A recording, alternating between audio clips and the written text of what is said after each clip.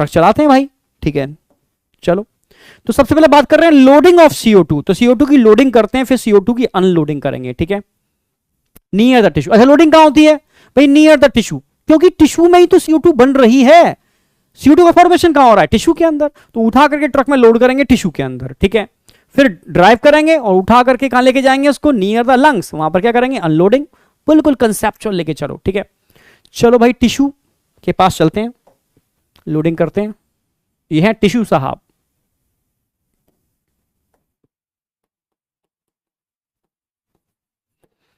Tissue साहब के पास क्या हो रहा है? C6H12O6 का ब्रेकडाउन और फॉर्मेशन ऑफ CO2 कंटिन्यू बढ़ रखा है, CO2 का लेवल बढ़ा हुआ है। अब यहां 7% CO2 डिफ्यूज हो रही है, 7% CO2 तो गई डिफ्यूज होकर के बाहर निकल गई। अब समझना, अब CO2 के पास कौन आई है बेटा? RBC। आ जाओ भाई RBC। CO2 के पास आई है RBC। क्या करने आई है? अब देखो समझाते हैं सारी बात।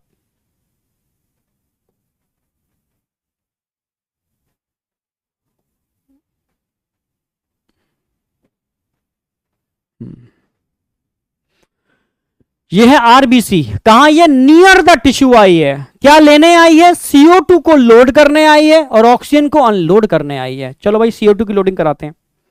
ये CO2 गई, अरे भाई ये CO2 गई, कितना परसेंट? 23% CO2 कहां जा रही है? RBC में आ रही है, आने दो भाई। RBC क्या लेके आई थी और क्या लेके जाएगी? समझाता हूं अभी। ये आई थी HbO2 को लेकर के, ठीक है।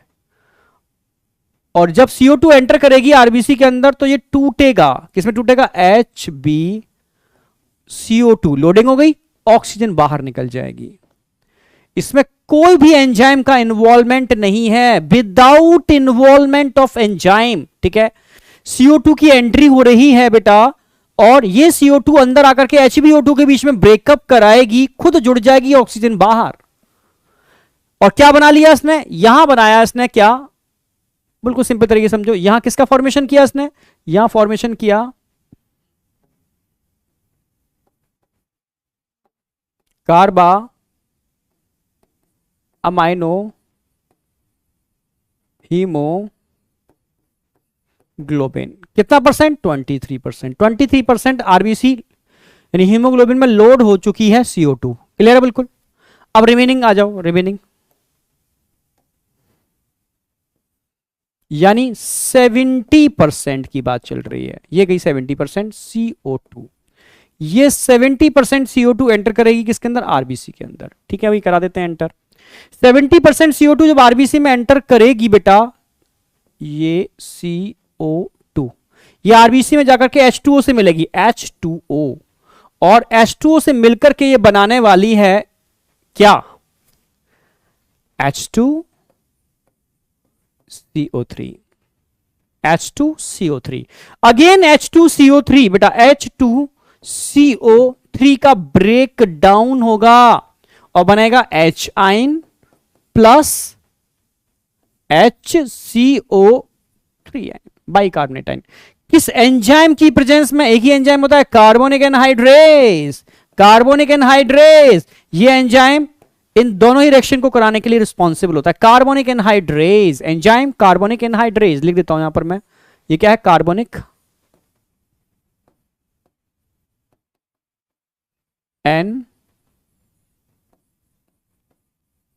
एनहाइड्रेज, कार्बोनिक एनहाइड्रेज एंजाइम, जो कहां कहां होता है बेटा? आप बोलोगे ये ये एक तो RBC में होता है, RBC में, RBC also plasma, present in plasma. Plasma में भी प्रेजेंट होता है कार्बोनिक एनहाइड्रेज। अभी लोडिंग नहीं हुई, अब समझना मेरी बात। अब क्या हुआ? यहां बाइकार्बोनेट आयन बन गए। ये बाइकार्बोनेट आयन तुरंत बाहर भागेंगे, क्योंकि नेगेटिव आयन के लिए सारी की सारी मेम्ब्रेन परमेबल होती है, बता चुका हूं मैं, ठीक है। तुरंत नेगेटिव आयन कहां जाएंगे? बाहर। ये बाइकार्बोनेट आयन बाहर निकल जाएंगे, HCO3 बाहर, और बाहर जाकर के हाथ पकड़ेंगे किसका? सोडियम आयन का, उससे दोस्ती करेंगे और बना देंगे क्या? NaHCO3। कहां पर? प्लाज्मा। हो गया ट्रांसपोर्ट, प्लाज्मा के थ्रू ट्रांसपोर्ट हो गया, कितना परसेंट? 70%। 70% CO2 ट्रांसपोर्ट हो चुकी है थ्रू प्लाज्मा, 70% CO2 का ट्रांसपोर्ट थ्रू प्लाज्मा। क्लियर है बिल्कुल। पर जब नेगेटिव आयन बाहर जाते हैं तो मेम्ब्रेन का पोटेंशियल चेंज हो जाएगा, चार्ज चेंज हो जाएगा। तो इसको मेंटेन करने के लिए बाहर से कुछ नेगेटिव आयन अंदर भी आते हैं। जो नेगेटिव आयन अंदर आते हैं इनको बोलते हैं क्लोराइड आयन। क्या बोलते हैं? Chloride ion. इसी को बोलते हैं क्लोराइड शिफ्ट, समझना। इसको क्या बोल रहे हैं? Chloride shift.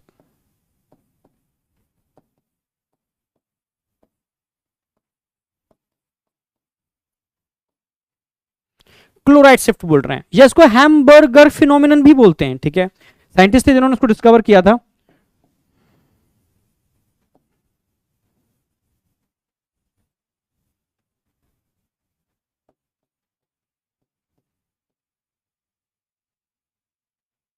क्यों हो रहा है ये hamburger phenomenon? For maintain potential of membrane, for maintain potential of plasma membrane. उसके पोटेंशियल को मेंटेन करने के लिए ये फिनोमिनन हो रहा है, हैमबर्गर फिनोमिनन। ठीक है, क्लोराइड शिफ्ट होने दो भाई। ठीक है, अंदर क्या भरा है? हीमोग्लोबिन के संग ऑक्सीजन। कुछ तो ये टूटी, ये बन गई। अब रिमेनिंग का क्या होगा? देखो रिमेनिंग HbO2। ध्यान रखना, एक हीमोग्लोबिन मॉलिक्यूल एक आरबीसी में नहीं होता। एक आरबीसी के अंदर, ठीक है, मिलियंस हीमोग्लोबिन के मॉलिक्यूल होते हैं। ठीक है, 280, समझ रहे हो ना, मिलियंस मॉलिक्यूल ऑफ हीमोग्लोबिन होते हैं एक सिंगल आरबीसी के अंदर। ये ध्यान रखना है आपको। ठीक है, तो भाई कुछ हीमोग्लोबिन ऑक्सीजन से डिसोसिएट हुआ, ये बन गया। कुछ बचा हुआ क्या होगा? अब देखो बचे हुए का क्या होगा। बचे हुए के संग भी कुछ गलत होने वाला है। क्या होने वाला? देखो, ये H आयन आएंगे और इनके बीच में ब्रेकअप कराएंगे और खुद जुड़ जाएंगे और बना देंगे HHB, हीमोग्लोबिनिक एसिड। और बाहर कौन निकल जाएगा? ऑक्सीजन बाहर। समझ गए ना मेरी बात? बड़ा दुखद स्थिति है। यहां HbO2 का ब्रेकअप दो बार हुआ। देखो, ऐसे इसने कराया और यहां इसने कराया, H आयन ने। H आयन ने करा करके क्या काम किया? HHB का फॉर्मेशन कर लिया, हीमोग्लोबिनिक एसिड बना लिया। क्या बना लिया? Haemoglobinic acid.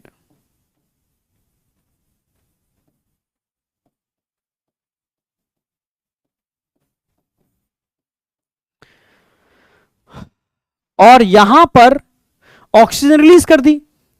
जो H आयन से बाइंड करेगा वो बफर है। तो haemoglobin, actually haemoglobin H ion से बाइंड कर रहा है ना, तो haemoglobin act as buffer. Haemoglobin act as buffer. भाई बफर बोलते हैं जो H आयन से बाइंड करके पीएच को मेंटेन कर लेते हैं। तो यहां पर हीमोग्लोबिन बफर का काम कर रहा है H आयन से बाइंड करके। ठीक है, और ऑक्सीजन रिलीज हो गई, यहां भी ऑक्सीजन रिलीज होगी। ऑक्सीजन कहां चली जाएगी? टिश्यू के पास। और लोडिंग किसकी हो गई? यहां पर CO2 की। अनलोडिंग किसकी हो गई? ऑक्सीजन की। आपके सामने पूरा एक एक चीज आपके सामने, बहुत सिंपल।